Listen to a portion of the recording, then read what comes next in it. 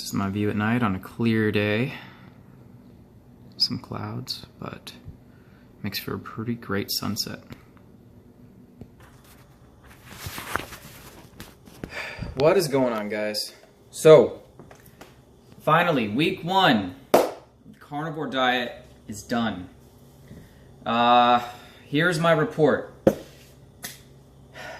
2 major things happened. First thing was, I went through the keto flu. It really sucked. It had me on my ass. I was sleeping in and I was trying to go to bed as early as I could after work.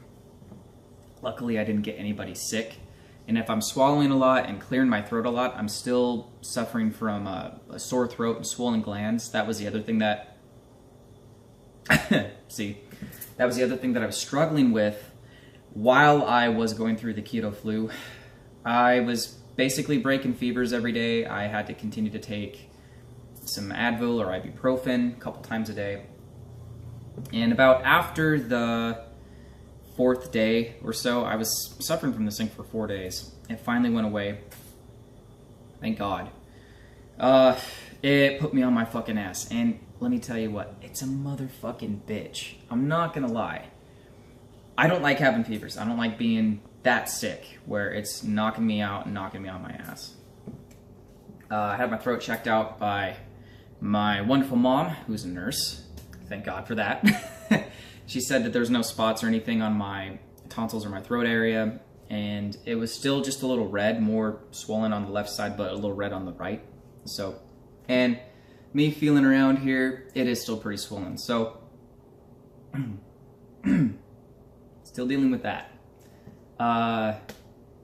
But I'm still alive, and I'm still feeling good.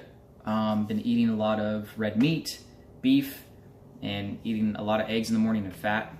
So I stayed on that diet pretty strictly, and that's what's been helping me out the most. I did freak out a little bit in the middle of the week though, just because I thought, wow, you know, my body is burning at such a high metabolic rate, and it needs more than just fat to burn. So what else am I gonna burn? What else am I gonna burn? The only thing that came to my mind was carbs, and at the same time I was having cravings for carbs. This is me getting into the second issue. I was having a hardcore craving for carbs, and this happens when you're getting through the adaptation period. It takes you almost a total of 2 weeks to get over your carb cravings. This is also via Victor Pride, just so you know. But if you have enough discipline and you're able to go at least 3 days with no sugar, no carbs, you can actually cut your cravings down by 3 or 4 days versus waiting and stretching it out for 2 weeks. So where I screwed up was in the middle of the week on Wednesday, I had a cheat meal, and it was carbs, sugar of all things. I just didn't think to myself, I just couldn't think anymore. I was just, I was thinking, okay, I need to get some more food. I need to get more fuel into my body so that way I'm not burning up. That way I'm not having to hit this fever. But, you know, regardless if it did help or not, it set me back for cravings again. So I'm gonna be going through the carb cravings probably for another week. And I had some more cheat meals on Friday and today, I'm not gonna lie. And I apologize to you guys because I really wanted to give this my best shot. I'm going to continue to go the next 4 weeks on the carnivore diet, and I'm going to abstain from carbs. I just wanted to let you guys know I'm only human. I'm not perfect. Shit like this is gonna happen anyway. But yeah, so I was a little bummed that it was a bit of a setback. But not to worry, I'm going to continue on the path of the carnivore, and I'm going to eventually get adapted to it. So, with that, that was about it. I was talking to a couple people asking like if I was having the keto flu, what should I do about my body burning at this high metabolic rate? And one of my friends recommended D-Ribose, which is the forgotten sugar. I only need to take at least 4 to 6 grams to recover at my ATP. And he was telling me that maybe because of my body composition and how lean I am right now, because I'm still pretty lean.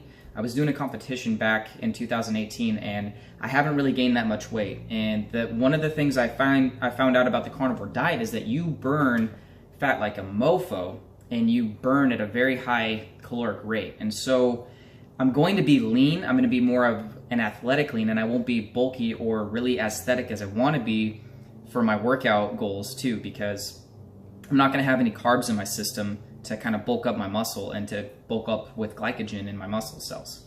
So he recommended D-Ribose, and I probably am only going to supplement with that for about a couple weeks, with the rest of the time being on the carnivore diet. Just that way I have somewhere where I can kind of just balance out just a little bit. I really want to try and do this with as minimum as supplements as possible.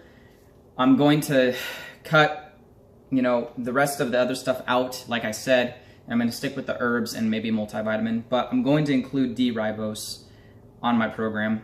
So let me know what you guys think in the comments down below about D-Ribose being on the carnivore diet. Maybe what I went through was keto flu or not, or maybe I just had an infection.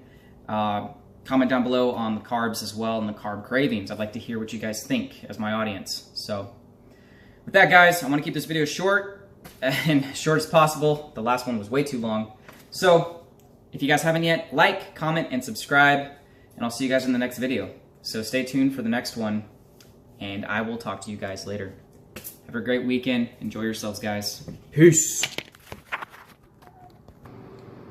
Nothing makes me feel better than cooking up a nice boneless ribeye. Oh my God.